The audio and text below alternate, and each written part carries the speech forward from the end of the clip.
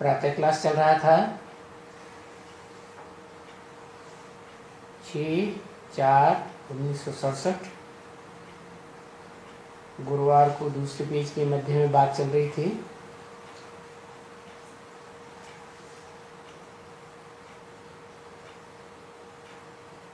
तुम बच्चे,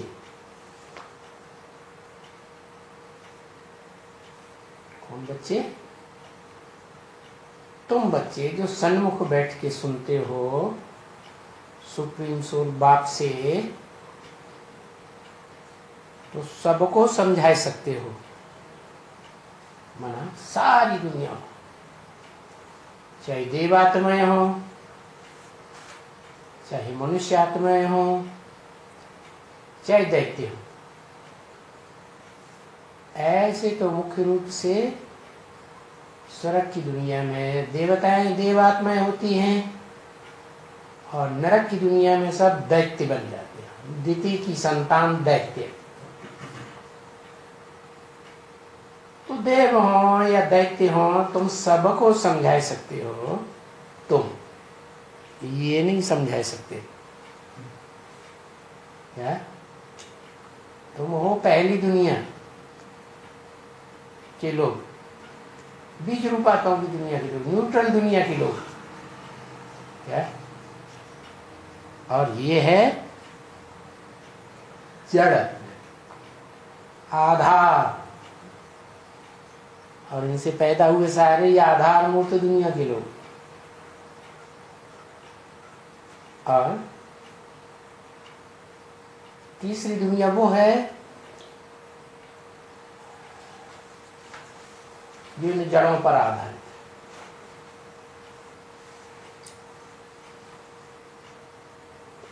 जो वृक्ष है उसके 3 हिस्से होते हैं। एक मूल तना जो नीचे से लेके ऊपर तक जाता है, उसकी जड़ें भी नीचे हैं, बिल्कुल इसके नीचे सीधी नीचे जाती है। दूसरी जड़ें दाईं ओर की और बाईं ओर की। उन जड़ों से ताकत मिलती है वृक्ष की दाईं ओर की टहनियों को, धर्मों को, और बाईं ओर के टहनियों को, धर्मों को। तो चाहे दाईं ओर की टहनियां हो, चाहे बाईं ओर की टहनियां हो, चाहे आधार मूर्तों के फॉलोअर्स हो, चाहे बीज रूप के फॉलोअर्स हो, तुम सबको समझा सकते हो कि तुम या तो नई दुनिया के मालिक बन सकते हो। क्या तुम सब चाहो तो नई दुनिया के मालिक, स्वर्ग के मालिक बन सकते हो, क्योंकि मैं शिव हेवनली गॉडफादर हूं, हेवन की रचना करता हूं। तो तुम सब चाहो तो हेवन के मालिक बन सकते हो।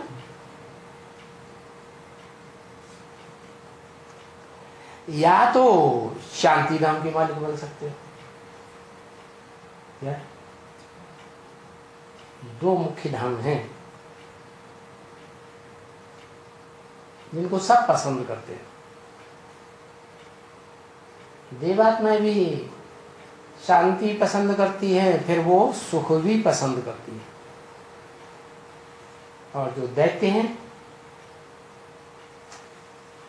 जिन्हें मनुष्य कहा जाता है, जिनमें चंचल मन होता है, वो शांति पसंद। तो मन बड़ा चंचलता पैदा करता है, अशांति पैदा कर देता है, तो वो शांति पसंद करती है। क्योंकि आती है दुख की दुनिया में तो हमेशा उनको दुख ही दुख देखने को मिलता है, तो कहते ना आए हो, ये दुनिया ना होती तो अच्छी। उन्होंने वो दुनिया देखी ही नहीं, सुख की दुनिया, तो कहते बस ये हमारा दुनिया ये नहीं चाहिए, हमें कोई सुख नहीं चाहिए, हमें तो शांति चाहिए। तो उन्हें शांति ही अच्छा लगती है। खैर जो भी हो, सुखधाम को पसंद करने वाले हों तो सुखधाम के मालिक बन सकते हैं। 14 के भी मालिक बन सकते हैं, नंबरवार भी बन सकते हैं, और अव्वल नंबर बनना चाहें तो अव्वल नंबर भी मालिक बन सकते हैं।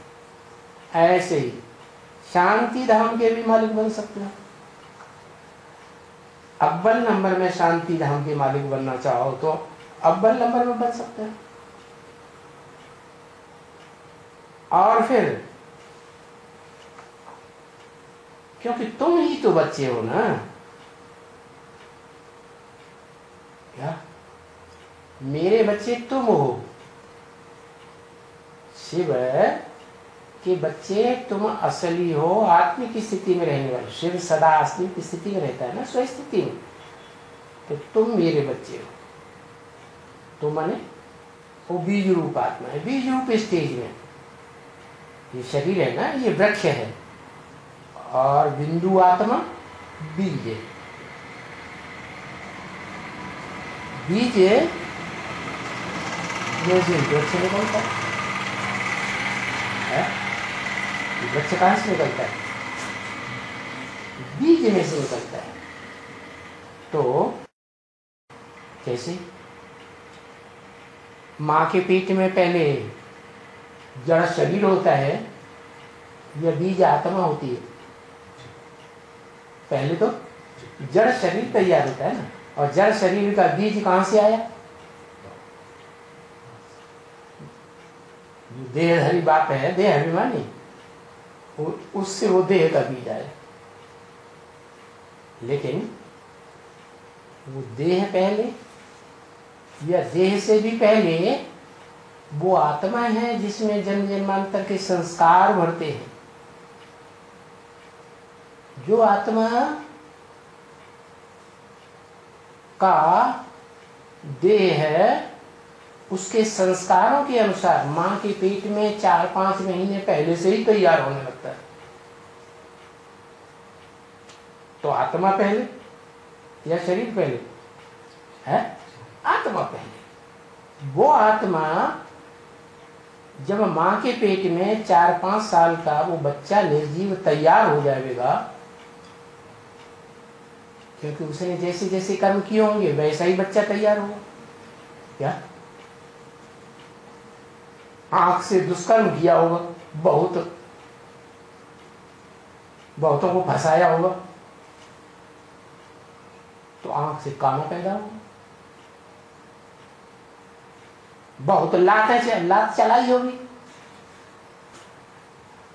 तो टांग से लंगड़ा पैदा होगा।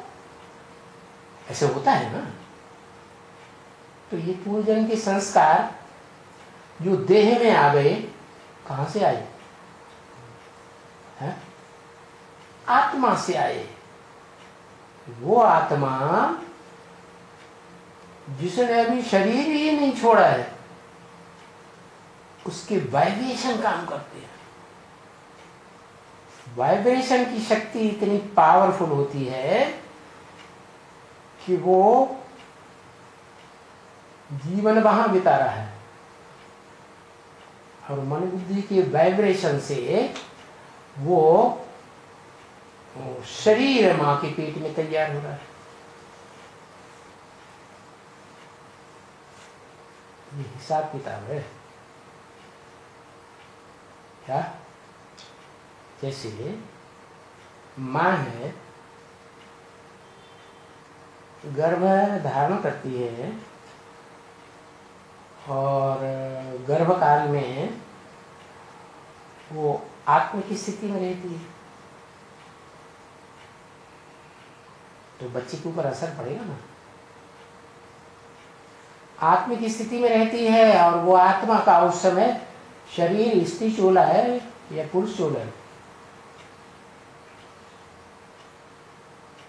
आत्मा का जो चोला है, जिसने गर्भ धारण किया है, वो स्त्री चोला है ना? है? अरे जिसने गर्भ धारण किया है वो माता स्त्री चोला नहीं है? तो स्त्री चोला जो है, वो स्त्री चोला आत्मिक स्मृति में है, पति की स्मृति की, देह की स्मृति में नहीं है। तो जो बच्चा पैदा होगा उसमें कौन से संस्कार आएंगे? है आत्मिक स्थिति में रहने के ही संस्कार आएंगे ना। देह भान के मैं देह हूं, पुरुष बने के संस्कार आएंगे? दुर्योधन दुशासन के संस्कार आएंगे? नहीं आएंगे। तो ये बड़ा हिसाब किताब है। तो बताया कि तुम बच्चे मालिक हो पार्ट बजाने के लिए, चाहे तो लंबे समय तक शांति धाम में रहो, चाहे तो सुख धाम में रहो। क्योंकि तुम बच्चे जो हो ना, कौन से बच्चे? बाबा का कंसंट्रेशन कौन से बच्चों के ऊपर रहता है? आस कौन से बच्चों के ऊपर है? कितने बच्चों के ऊपर आस है? 8 बच्चों के ऊपर आस है। मना जो अव्वल नंबर 8 है वो ही राजा ही प्राप्त करेंगे। जो ईश्वर की ईश्वरत्व की शासन की शक्ति है वो 8 ही प्राप्त करेंगे। 8 के जो बाल बच्चे हैं वो भी तो प्राप्त करेंगे ना। तो वो तो महाराजाओं की लिस्ट के हो गए 8। उनके जो बच्चे हैं वो 108 हैं। और जो 108 राजाएं हैं उन राजाओं की प्रजा नहीं होगी। जो 108 राजाएं जब राजा बनेंगे तो उनके विशेष सहयोगी, महामंत्री, सेनापति, ये विशेष अधिकारी होते हैं ना। होंगे या नहीं होंगे? हैं? नहीं। विशेष अधिकारी जो है विशेष प्रजा है या नंबर 2 की number 3 third class fourth class के प्रजा है? हाँ, तो 108 के जो बच्चे हैं उनमें जो फर्स्ट क्लास अधिकारी बनते रहेंगे उनके सहयोगी वो हैं 16,108। और उनकी संख्या कितनी है? 16,108 की संख्या है ना, वो कब तक पूरी होती है? वो कब तक तैयार हो जाते हैं? 16,108 देखने में आए कि हाँ उन्होंने स्टेज प्राप्त कर ली, मालिक बने, राजाई प्राप्त कर ली, शासन कर रहे हैं इतने के ऊपर।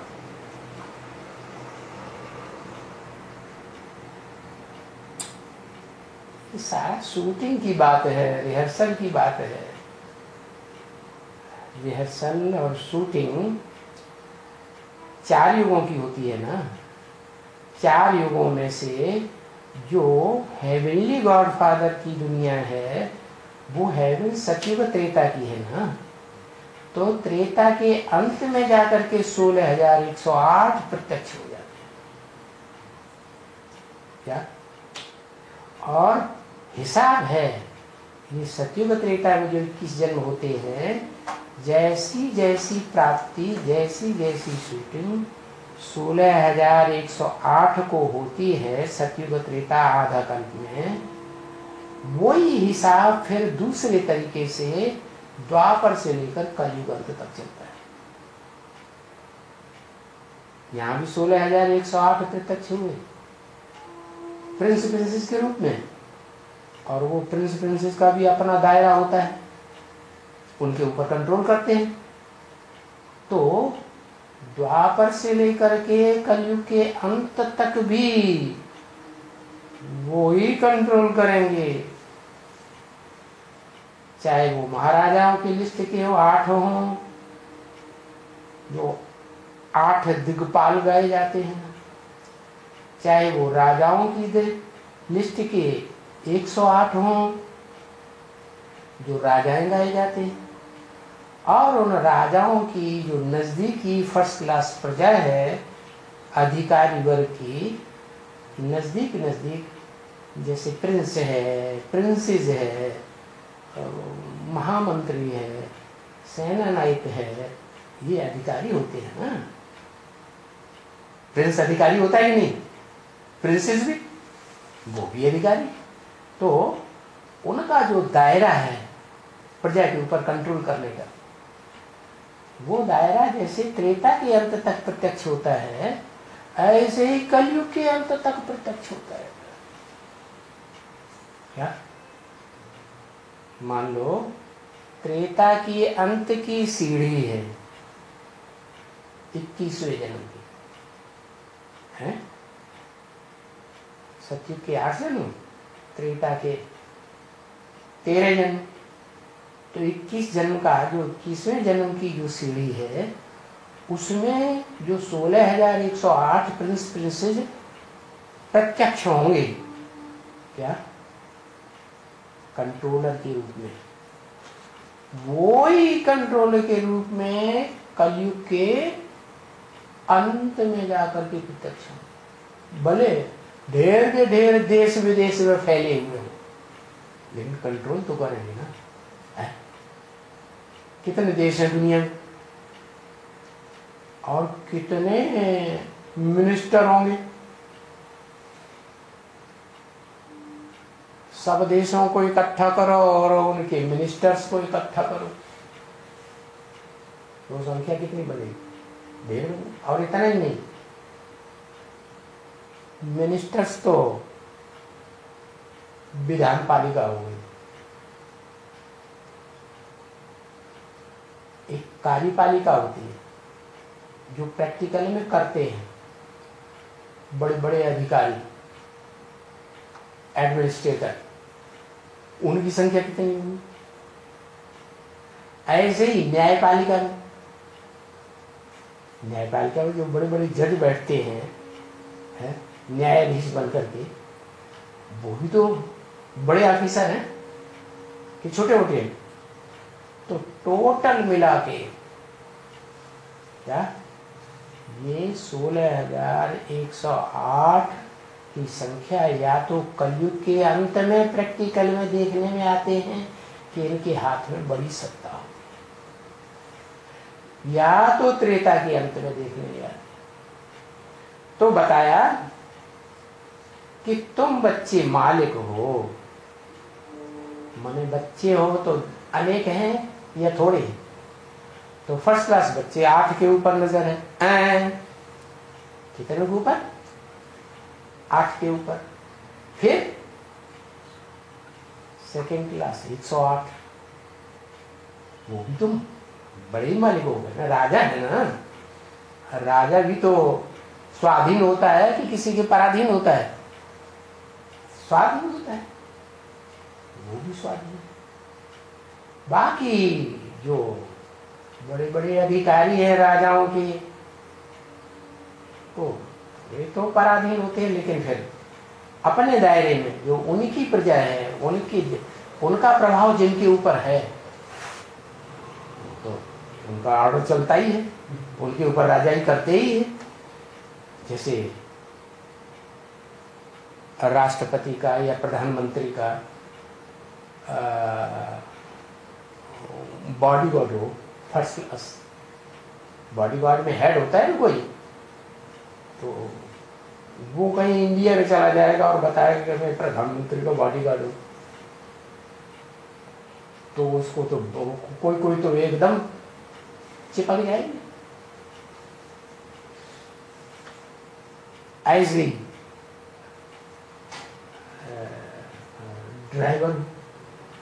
ड्राइवरों में भी कोई मुख्य ड्राइवर होगा, तो कहेगा मैं प्रधानमंत्री का मुख्य ड्राइवर हूँ, और इंडिया में कहीं भी चला जाएगा तो उसको एकदम बड़ा नजर चढ़ जाएगी। तो जिनकी उनके ऊपर बड़ी आस्था हो जाती है, तो समझ लो वो उनकी बहुत प्रभावित हो गए, माने बहुत बड़ी फर्स्ट क्लास प्रजा है उनकी। तो ये बताया कि तुम बच्चे चाहे मेरे फर्स्ट क्लास बच्चे हो, चाहे राजाई प्राप्त करने वाले राजयोग से सेकेंड क्लास बच्चे हो, चाहे राजयोग से राजाई प्राप्त करने वाले जन्म जन्मांतर के थर्ड क्लास बच्चे हो, 16,108 की लिस्ट वाले हो, लेकिन हो तो मेरे बच्चे, तो तुम मालिक हो। क्या तुम मालिक हो पार्ट बजाने के लिए, जैसा चाहो वैसा पार्ट बजाओ। अभी इस संगम युग में शिव भोलेनाथ के रूप में है। क्या कैसे है? शिव भोला भंडारी, इस शिव का टाइटल है, ऐसे नहीं शंकर का टाइटल है। शिव जो है पहला नाम और बाद का नाम शंकर। तो शंकर जो है वो भोला भंडारी नहीं है। इसलिए जब कहते हैं शिव शंकर भोले भाले, इसका मतलब भोले कौन है? जो पहला नाम है शिव वो भोला है, और भाला कौन है? जो दूसरा नाम है शंकर वो ही भाला। क्या? हर भाला 3-3 गुना है उसके हाथ में। क्या? ब्रह्मा का भाला कांटा, विष्णु का कांटा और शंकर का कांटा, तीनों कांटे उसी के हाथ में। माना जब त्रिमूर्ति शिव कहते हैं तो किसकी मूर्तियां हैं? बताओ बताओ बताओ। त्रिमूर्ति शिव कहते हैं तो किसकी मूर्तियां हैं? तुम बताओ लिख के।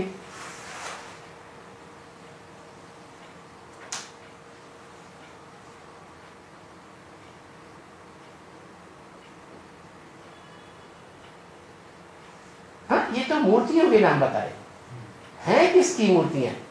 आत्मा का नाम बताओ। अब आप दोबारा नहीं, अब नहीं, अब दोबारा अगली साल एग्जाम होगा, उधर माता जी को दे दो।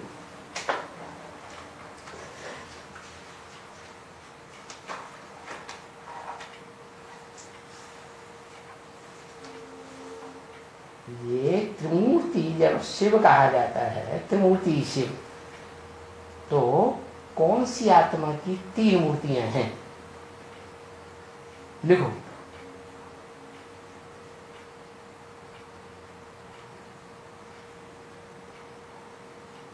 नहीं, ये भी गलत। न साकार की 3 मूर्तियां हैं, न शिव की 3 मूर्तियां हैं। अब लिखने से कोई फायदा नहीं, अगली साल लिखना, एग्जाम अगली साल होगा। वास्तव में क्या लिखा था? तुमने थोड़ी लिखा था, तुमने क्या लिखा था?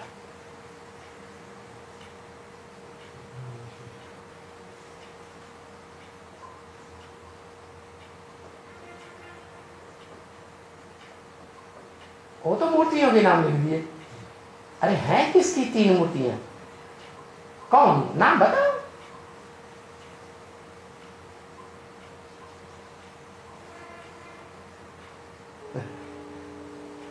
शिव मूर्तिमान होता भी है, उसको मूर्ति, मूर्ति माने साकार, अमूर्त माने निराकार, उसकी वो मूर्तिमान है। फिर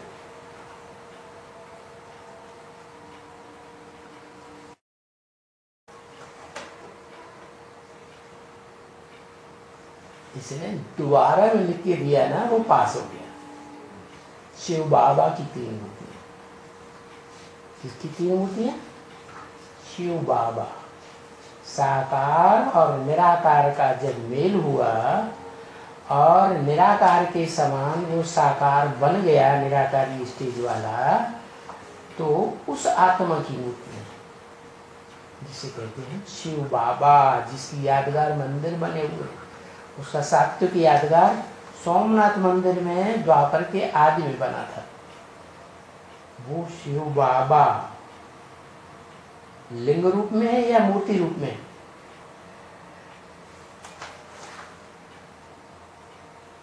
हाँ, लिंग रूप में, जिसमें बीच में हीरा जड़ा हुआ था।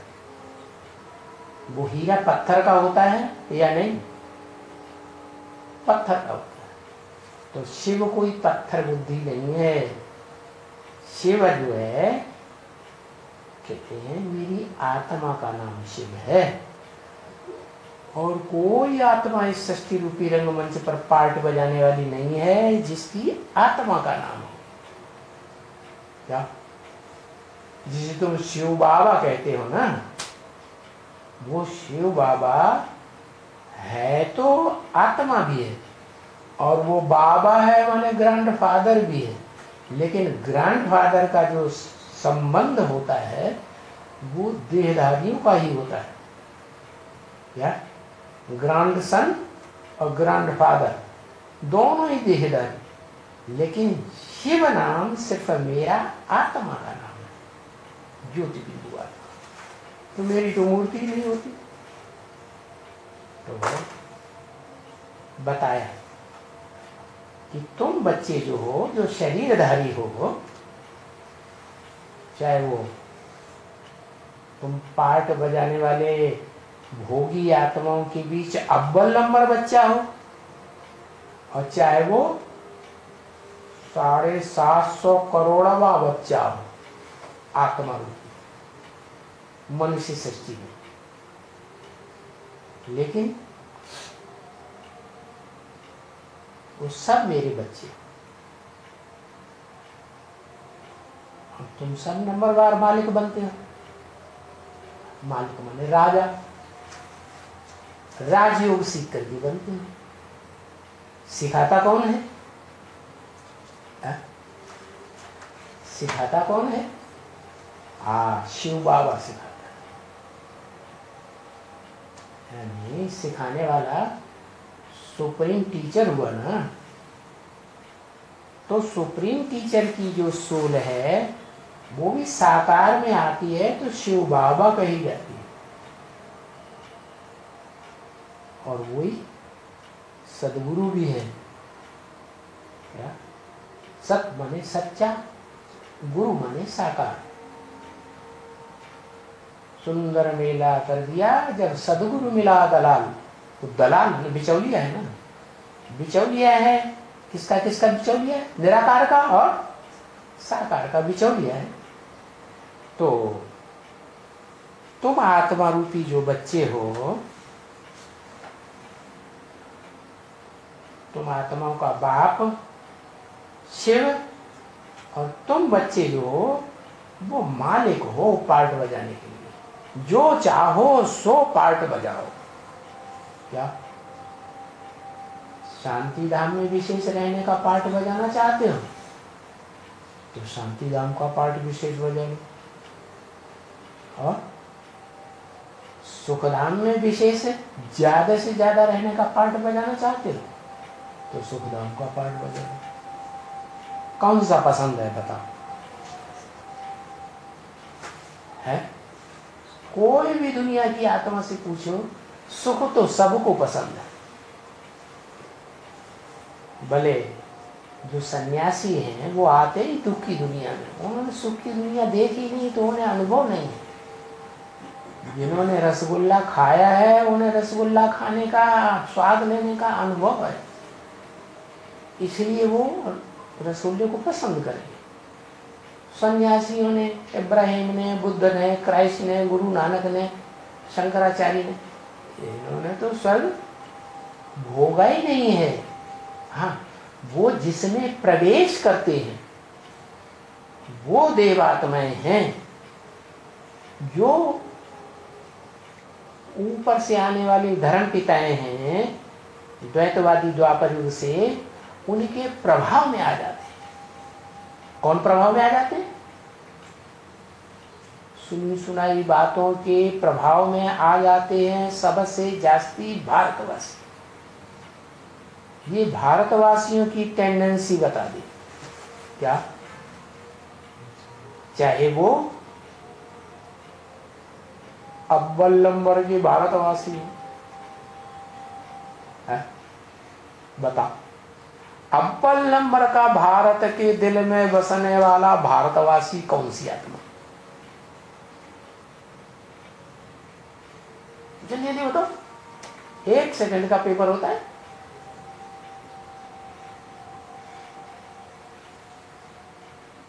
तो हुआ था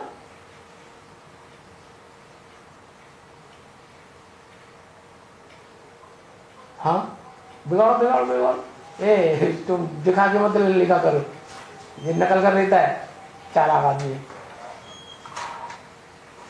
दिखा था ना? हाँ, देख लिया था।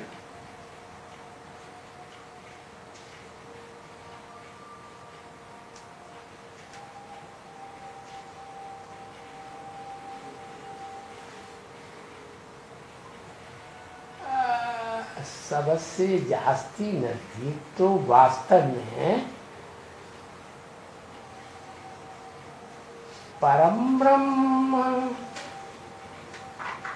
तो बाद में नाम पड़ता है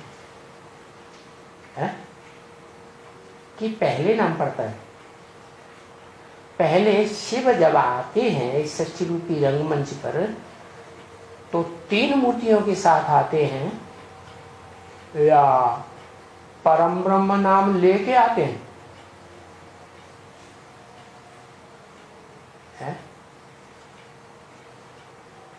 पहले 3 मूर्तियां या पहले परम ब्रह्म नाम की काम करने वाली ब्रह्मा के रूप में अव्वल नंबर में काम करने वाली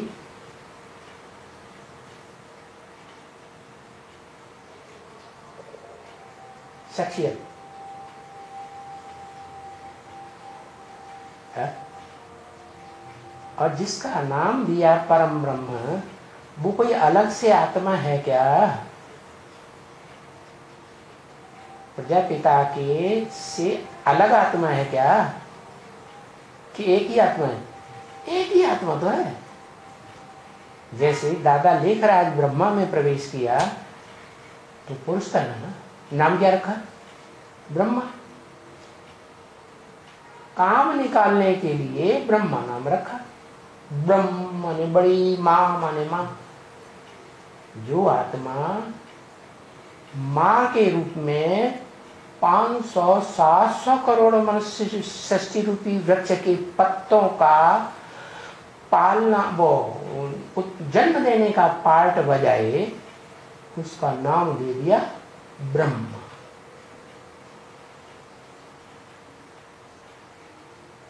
पहला पत्ता कृष्ण स्वयं। सत्युग के आदि में न सही, वो तो भक्तों की बात है, सत्युग के आदि की कृष्ण की बात भगवान मान लिया, लेकिन वास्तव में शिव का जो पहला बच्चा है, जिसे आदम एडम कहा जाता है, आत्मा, वो भी उस शिव बाप की गोद में खेलता है पहली बार, तो उसको भी अपनी आत्मा का परिचय कब मिलता है और किसके द्वारा मिलता है?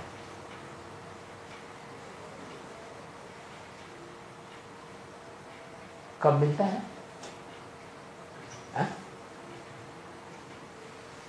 संगम युग के आदि में मिलता है या मध्य में मिलता है?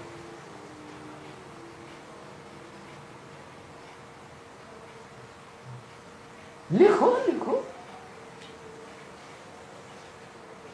हाँ, परिचय है उस आत्मा को अपने अव्वल नंबर पार्ट का इस षष्टि रूपी रंगमंच पर। वो अव्वल नंबर पार्ट है ही विष्णु लक्ष्मी नारायण। वो 76 के लिए बोला है ब्रह्म वाक्य मुरली ने कि इन लक्ष्मी नारायण का जन्म कब हुआ। चित्र की ओर इशारा किया, ऊपर जो खड़े हैं प्रकाश के वलय की दुनिया के बीच, ज्ञान प्रकाश का वलय है ना, उनका नाम ही है नारायण। नारायण, नार माने ज्ञान जल, आयन माने घर। जो ज्ञान प्रकाश की दुनिया में ही रहते हैं। तो वो नारायण की तरफ इशारा करके कहा, इन लक्ष्मी नारायण का जन्म हुआ ही कब है? आज से 10 वर्ष कम 5000 वर्ष हुए। माना 1966 की वाणी है, उसमें से 10 वर्ष उल्टा चक्कर घुमाओ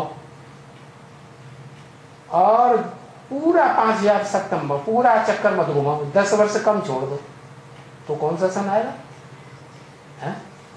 1976।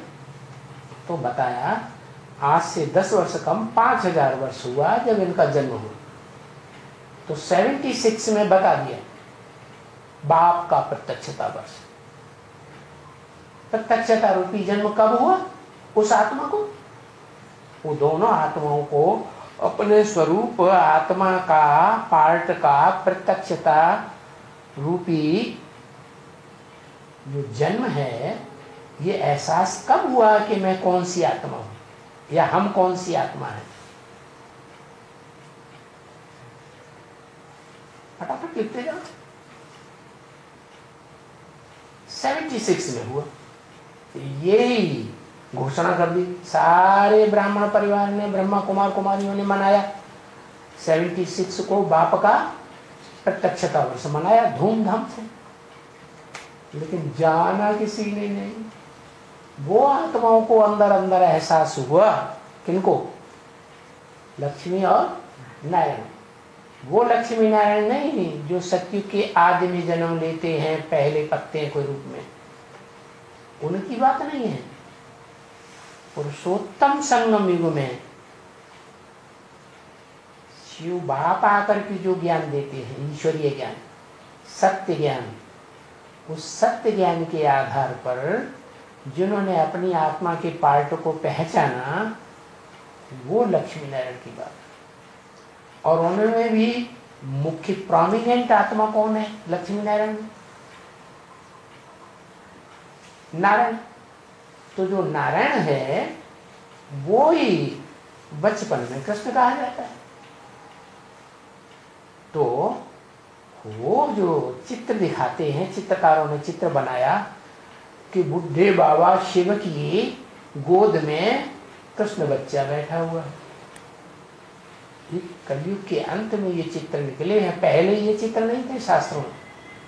माने जब प्रैक्टिकल पार्ट चलता है तो चित्रकारों की बुद्धि में भी चित्रण हो जाता है। तो अब ये बताओ कि ये जो गोद में कृष्ण बच्चा बैठा हुआ है, ये किससे जन्म लेता है? इसकी माता कौन है? जल्दी से नाम बताओ। है? किससे जन्म लेता है? हाँ,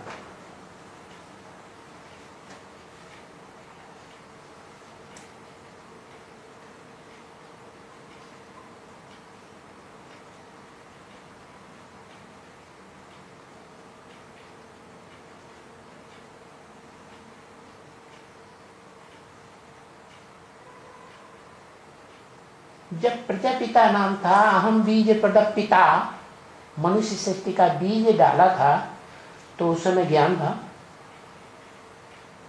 था तो कैसे लिख दिए?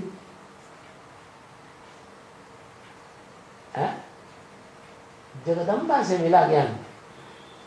ज्ञान माने समझ, बुद्धि, अकल। ज्ञान माने जानकारी, अपने स्वरूप की जानकारी जगदम्बा से मिली। वो तो हो ही नहीं सकता। जगदम्बा ने यज्ञ के आदि काल में थोड़ी ही जानकारी दे दी। यहाँ कहते हो 76 में जानकारी हुई उस आत्मा को अपने स्वरूप की, और अभी कह दिए यज्ञ के आदि में जगदम्बा ने, तो गलत हो गया ना? हाँ, ना ना ना, अगली साल दोबारा एग्जाम अगली साल होता है।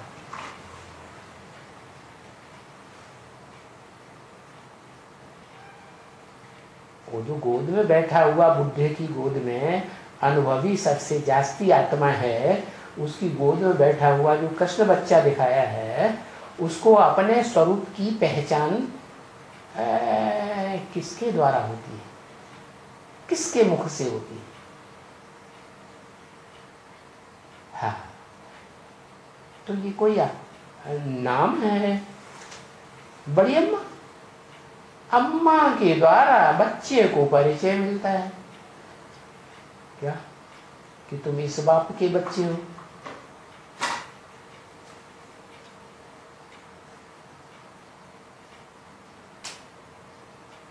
तो लिखा है लक्ष्मी। लक्ष्मी जो है वो नई दुनिया की महारानी है। पुरुषोत्तम संगम युग में वो विश्व की महारानी है। बच्ची किसकी है? उसको अपना परिचय किसके मुख से मिलता है? जिसके मुख से परिचय मिलता है वो ही उसकी अम्मा हुई ना। तो किसके मुख से परिचय मिला? लक्ष्मी नारायण दोनों का इकट्ठा ही तो जन्म है। तो प्रत्यक्षता रूपी जो जन्म है, अपनी आत्मा की पहचान, वो किस मुख से मिलती है? वो मुखधारी का नाम बताओ।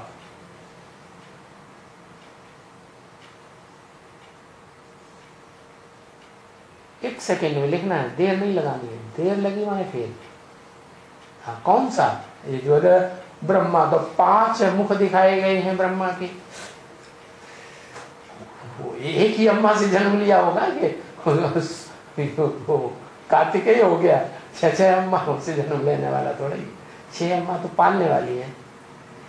दादा लेखराज ब्रह्मा से मुख से उस आत्मा ने जो ज्ञान सुना, उस ज्ञान के आधार पर शिव का ज्ञान सुना ना, तो शिव हुआ बाप और दादा लेखराज ब्रह्मा हुई माँ।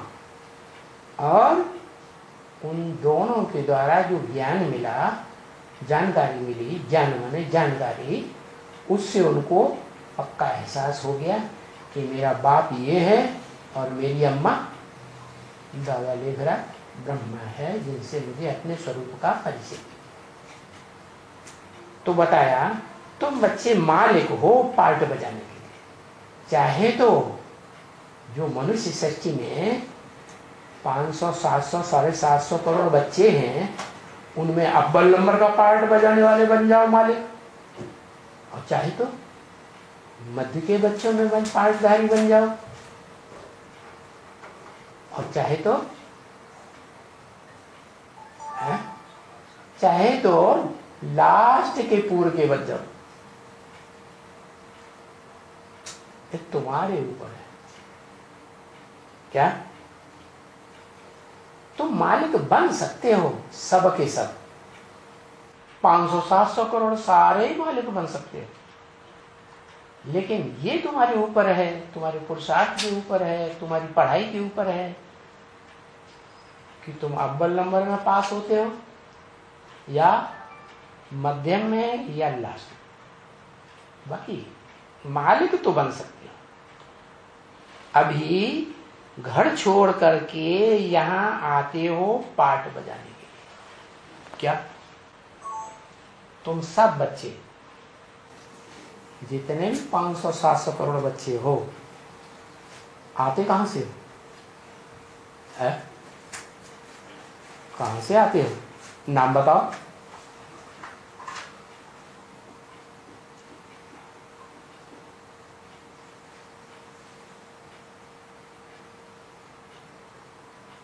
परडाम क्या कर दिया? क्या लिख दिया? परडाम।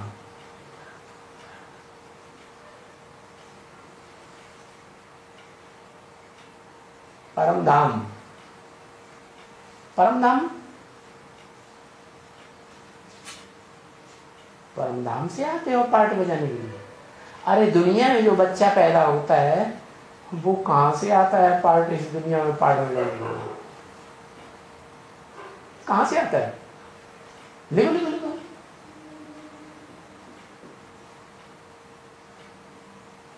क्या नहीं जाने क्या भाषा लिख देता है, सामने नहीं आती।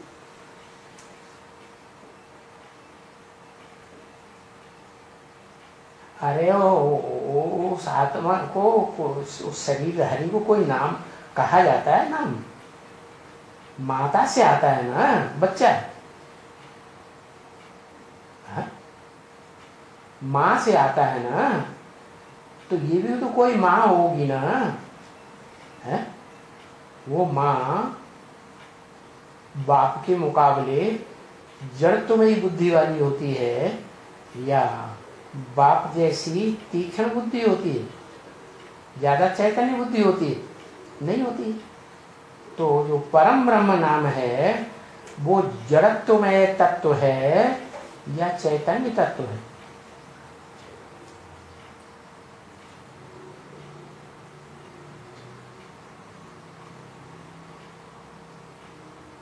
तत्व माने सा।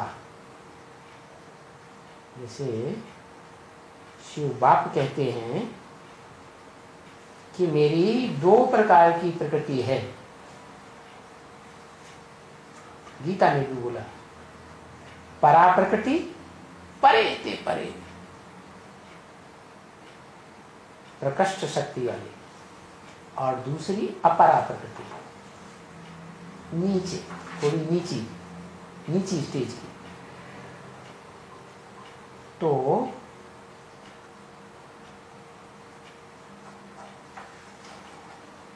जैसे शिव की 2 प्रकार की रचनाएं हो गई, जैसे शास्त्रों में कह दिया द्वितीय और अद्वितीय। वास्तव में पुरुष आत्मा को कहा जाता है, वो है परम पुरुष शिव, और उसकी 2 रचनाएं हैं, एक परा प्रकृति और एक अपरा प्रकृति। तो परे ते परे स्टेज वाली प्रकृति जो है वो, और नीची किस्म की प्रकृति है वो कौन कौन है? नाम दिया परम ब्रह्म। क्या नाम दिया? परम ब्रह्म, माने बड़े के बड़ा ब्रह्म, परे के परे ब्रह्म। कौन हुआ है? परे के परे ब्रह्म कौन हुआ? इसमें तो परे के परे ब्रह्म जो शिवलिंग दिखाते हैं उसमें ज्योति बिंदु भी है और साकार बड़ा रूप भी है। तो जो साकार बड़ा रूप है वो है नीची प्रकृति, जड़ तत्वों का सार, पृथ्वी जल वायु अग्नि आकाश, इन 5 जड़ तत्वों का सार। और ये जो जड़ तत्व जो शरीर तैयार होता है वो उसका कारण कौन है? जो कोई अंधा, कोई काना, कोई लूला पैदा होता है, आत्मा। तो ये है मेरी अपरा प्रकृति, वह परा प्रकृति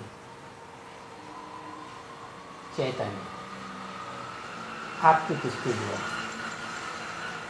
क्या 2 नाम हो गए? पहले था ब्रह्म, दूसरा हुआ परम ब्रह्म। मैं किस पर फिदा होकर आता हूं? कोई आत्मा है जिसके पार्ट पर फिदा होकर आता है कि उस आत्मा ने जन्म जन्मांतर जो पार्ट बजाया है वो मेरी श्रीमत के अनुकूल बजाया है कि प्रतिकूल पार्ट बजाया है तो फिदा होता हूं? शिव सुप्रीम सोल कौन सी आत्मा पर फिदा होता है?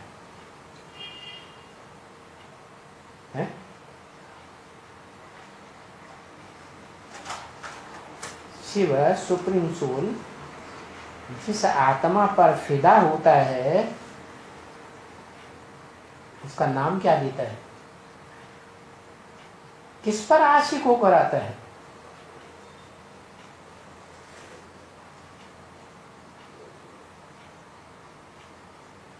परम ब्रह्म नाम पहले होता है कि परम ब्रह्म नाम बाद में पड़ता है? दादा मेघराज पहले या उसका नाम बाद में दिया, नामकरण बाद में हुआ? पहले कौन है? दुनिया में भी बच्चा पैदा होता है उसी समय नामकरण होता है क्या है? जब छठ ही होती है तब नामकरण किया जाता है। ऐसे ही है कि शिव जो फिदा होके आया, आशिक होकर आया, वो कौन सी आत्मा है इस सच्ची रूपी रंगमंच की जिस पर फिदा होकर आया?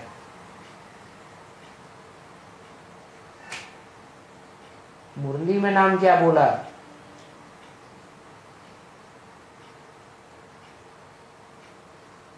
किस पर फिदा होता है?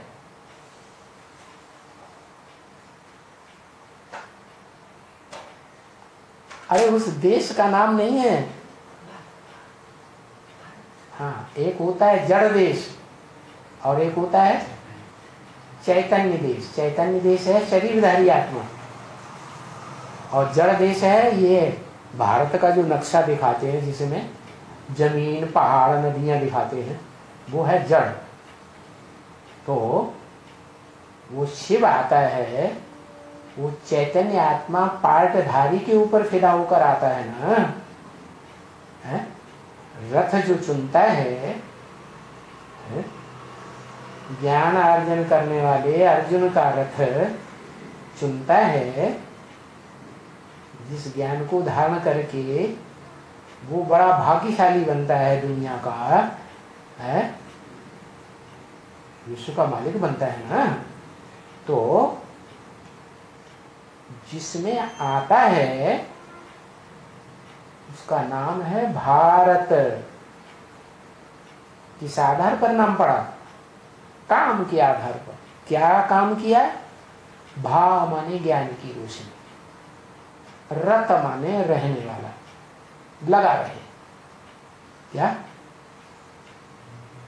रत माने लगा रहे। तो ज्ञान की रोशनी में जो जन्म जन्मांतर लगा रहता है। स्वर्ग में तो देवताएं होते ही आत्मिक स्थिति, स्वस्थिति वाले रहते हैं।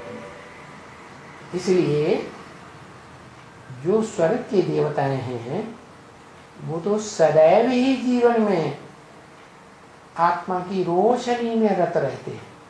लेकिन द्वैतवादी द्वापर युग से भी जब दूसरे धर्म पिताएं आते हैं, दे अभिमानी, 5 तत्वों वाले पंचभूतों के भौतिक शरीर को महत्व देने वाले, तो भी वो आत्मा उन धर्म पिताओं से प्रभावित नहीं होती।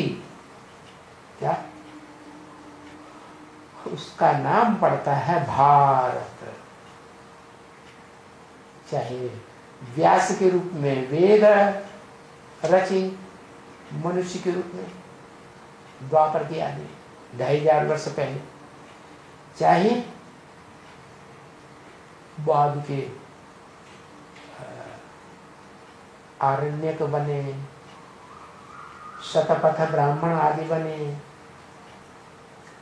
उनका रचयिता बने, और चाहे पुराण बनाए, महाभारत पुराण, भागवत पुराण, इस ज्ञान में ही रत रहती है। चाहे द्वापर में बाल्मीकि के रूप में रामायण लिखी, क्या? क्योंकि वो है ही पुरुषोत्तम संगम युग में राम वाली आत्मा। राम नाम क्यों पड़ा? रम्यते योगिनो यस्मिनीति राम। योगी लोग जिसमें रमण करते हैं, आनंद मनाते हैं, जिसकी याद में, वो है राम। राम किसका नाम? जिसकी याद में योगी लोग रमण करते हैं, वो है राम। कौन आत्मा हुई? बोला ब्रह्मवाक्य मुरली में, बोला त्रेता वाला राम नहीं, जो शास्त्रों में नाम दिया है त्रेता वाला राम 14 कला का, नहीं। कौन सा राम है?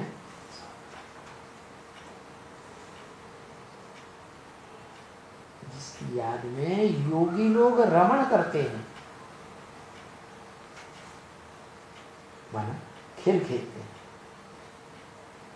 तो खेल खिलाने वाला होगा या नहीं होगा? है? खेल खिलाने वाला होगा तो खुद भी खेल खेलेगा या नहीं खेलेगा? है? खेलेगा ना। तो वो आत्मा जिसे योग की वो शक्ति प्राप्त है, जिससे ज्यादा योग की शक्ति दुनिया में और किसी आत्मा को प्राप्त नहीं, उसको कहते हैं योगी, योग लगाने वाला। कोई आत्मा है या सुप्रीम सोल है? आत्मा है। जो सुप्रीम सोल से योग लगाने वाली अव्वल नंबर है। क्या? योगियों में सबसे ऊंचा योगीश्वर है, उसको टाइटल मिलता है योगियों का ईश्वर। क्या? अगर गोद में बच्चे के रूप में, कृष्ण के रूप में चित्रों में दिखाया जाता है तो वो भी संगम युग के यादगार है। गोद में बैठा बैठा योग लगा है। तो जो बड़े से बड़ा योगी है वो ही सारे संसार को योग लगाना सिखाता है।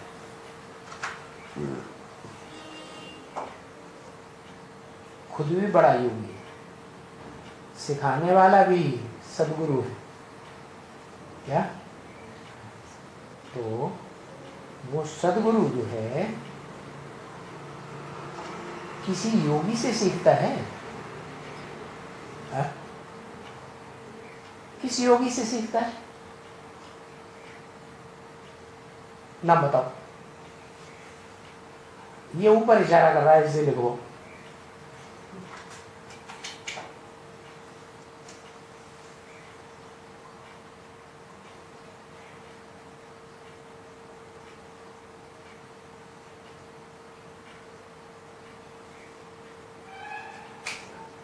शिव बिंदु, जिसकी बिंदी का नाम शिव है, उससे वो किससे योग लगाता है? उससे बड़ा कौन है? जैसे शंकर है जगत पिता, मनुष्य, सारी मनुष्य सृष्टि का पिता, जगतम पितरम कहा जाता है। जगत पिता है ना। तो वो तो बड़ा योगी है और योग बल के आधार पर प्राप्ति भी करता है। योग से, योग माने शक्ति, योग की शक्ति से प्राप्ति करता है। विश्व की बात सही। शिव ज्योति बिंदु किससे योग लगाता है और क्या शक्ति प्राप्त करता है?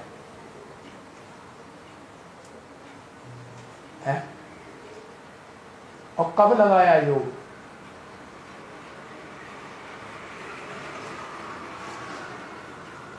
उसको कहते हैं सदाशिव।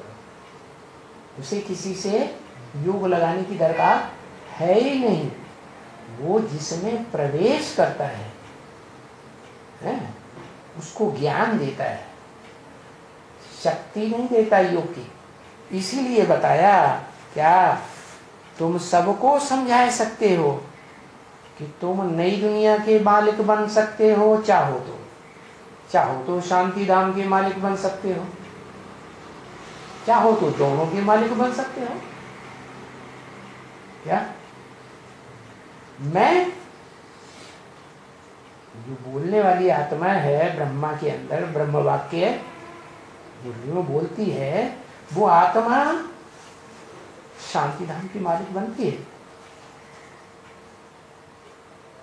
सुखधाम की मालिक बन के बैठती है? न मैं शांति धाम का मालिक, न मैं सुखधाम का मालिक। शांति धाम में तो आत्मा आत्मा सब भाई भाई, सब आत्मिक स्टेज में, कोई ऊंचा नहीं, कोई पद में नीचा नहीं। वास्तव में इस सृष्टि की बात है। इस सृष्टि में तुम बच्चे नंबरवार शांति धाम ब्रह्मलोक को इस सृष्टि पर उतार देते हैं। क्या ब्रह्मलोक को इस सृष्टि पर उतार लेते हो? तुम बच्चों में जो अव्वल नंबर बच्चा नारायण है, वो नारायण बच्चा अपनी जो दुनिया बनाता है, वो शांति धाम की दुनिया, ब्रह्मलोक की दुनिया का वलय अपने चारों ओर बनाए हुए है। कैसा वलय? आत्मिक स्टेज वाला वलय, जहां आत्माएं आत्मिक स्टेज में, बिंदु रूप स्टेज में रहती हैं। नो संकल्प एट ऑल। लेकिन बनाने वाले बच्चे नंबरवार, जो बोला है ब्रह्म वाक्य मुरली में कि तुम बच्चे परम धाम को इस सृष्टि पर उतार लेंगे, तो कोई बच्चा तो अव्वल नंबर होगा। तो जो आदम है, पहला आदमी इस सृष्टि का, वो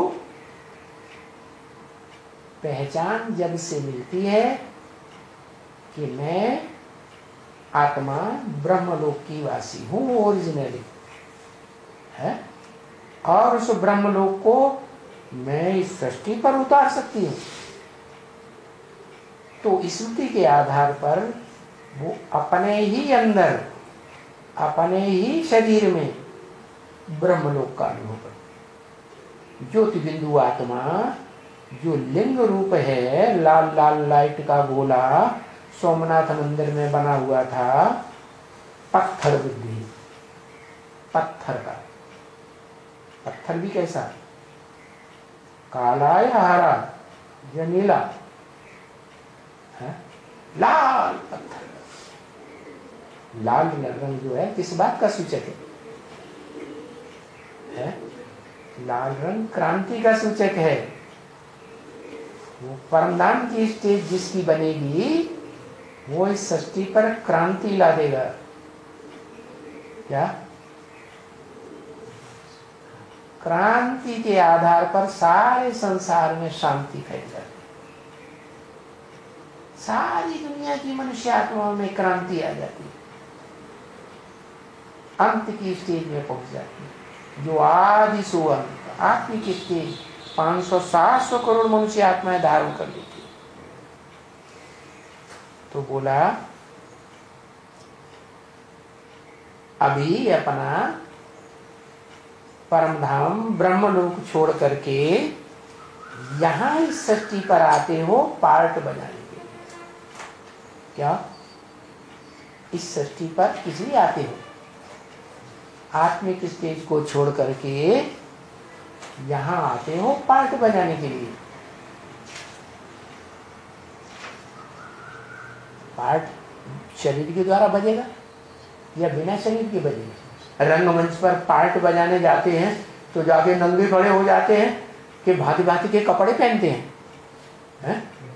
84 जन्म है तो 84 जन्मों में, मैक्सिमम 84 जन्मों में 84 शरीर रूपी कपड़े बदलते हैं। तो तुम आत्मा रूपी जो पार्टधारी हो, वो इस सच्ची रूपी रंगमंच पर आकर के पार्ट बजाते हो। क्या? ये भी पार्ट है, ये भी पार्ट है।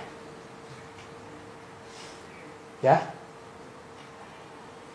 तुम जो पार्ट बजाते हो वो संगम युग में नून हो रहा है। पुरुषोत्तम संगम युग है इसका नाम। अभी घर छोड़ करके यहाँ आए हो। क्या? जो ब्रह्मलोक है, ब्रह्म माने बड़ा, माँ माने माँ, ब्रह्मा बड़े से बड़ा घर, ब्रह्मा का घर। क्या?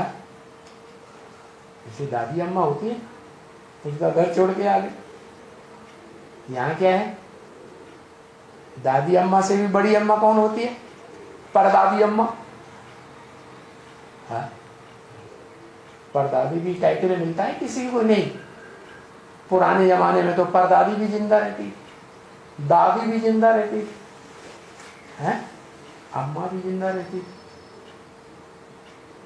और अम्मा की बहू भी जिंदा रहती। क्या कितनी पीढ़ियों की हो गई? बहू, अम्मा, बहू की सासू माँ, उनकी भी दादी माँ, उनकी भी है, उनकी भी परदादी। देखो, चार चार पांच पांच पीढ़ियों की जिंदा रहती। आज भी परंपरा भक्ति मार्ग में चल रही है। जो पंडे होते हैं ना भक्ति मार्ग में, शास्त्रों में बड़ा शास्त्र है महाभारत, उसमें कोई पंडा है जिसका नाम दिया है मिलता जुलता है, जिसके बच्चे हुए 5 पांडव। किसके बच्चे? है? पांडव के बच्चे। वास्तव में नाम है, होना चाहिए पंडा, लेकिन ये बिगड़ा हुआ नाम है?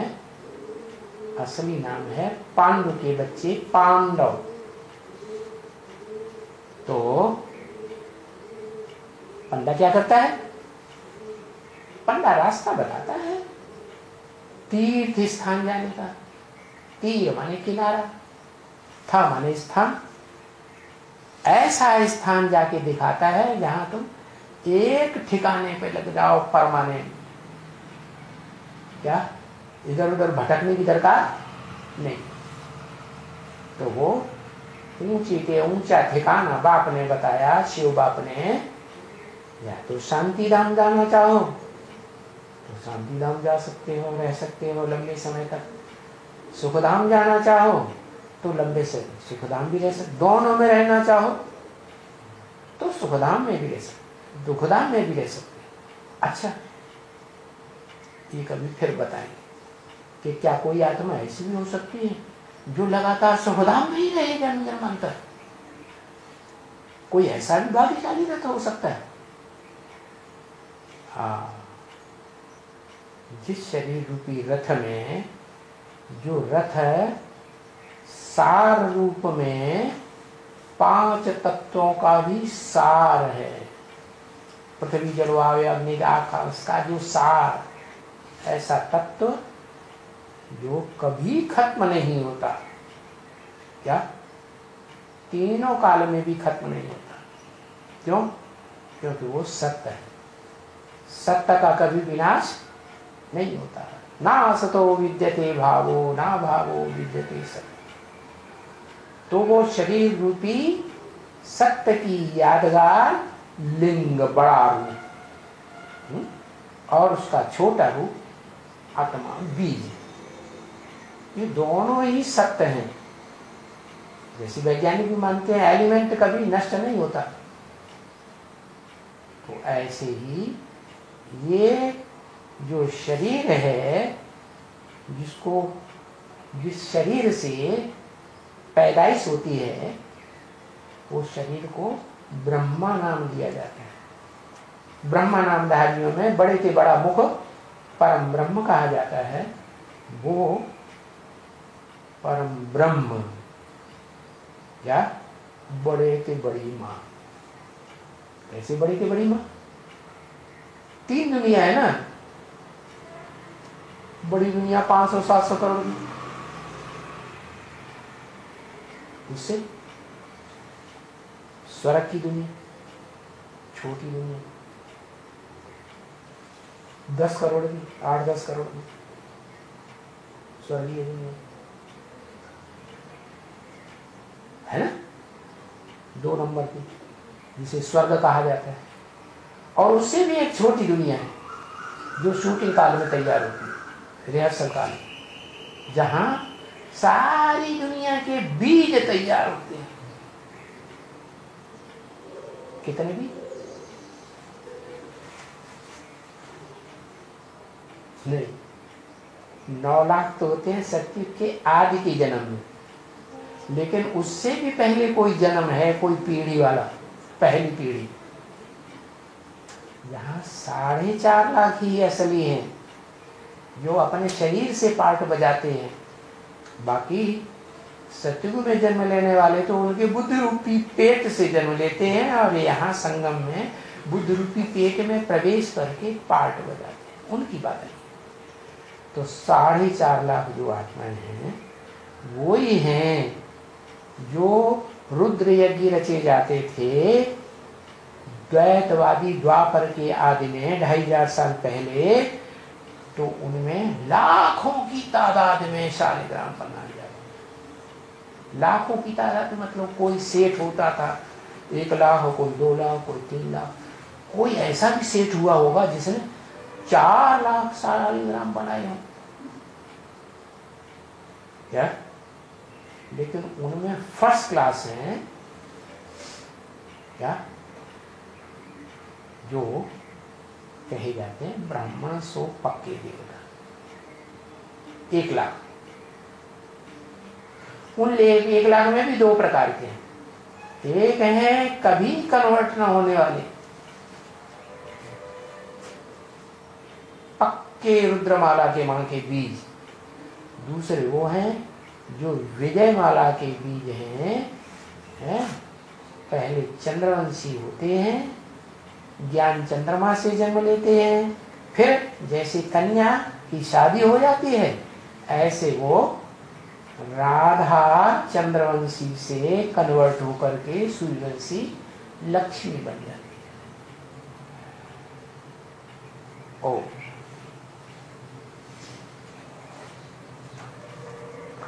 द्वैतवादी दुनिया में 2 मत हैं तो जरूर पैदा करेंगे क्या।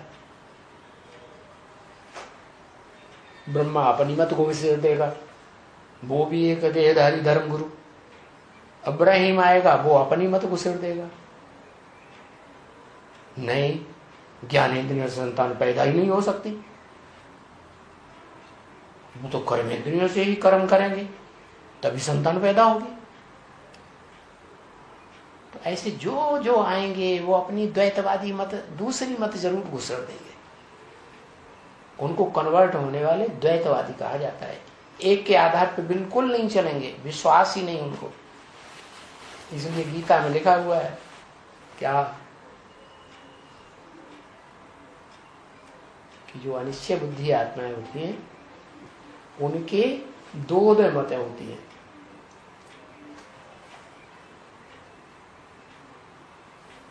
और जो निश्चय बुद्धि आत्माएं होती है उनकी एक ही बात रहती, एक ही मत रहती।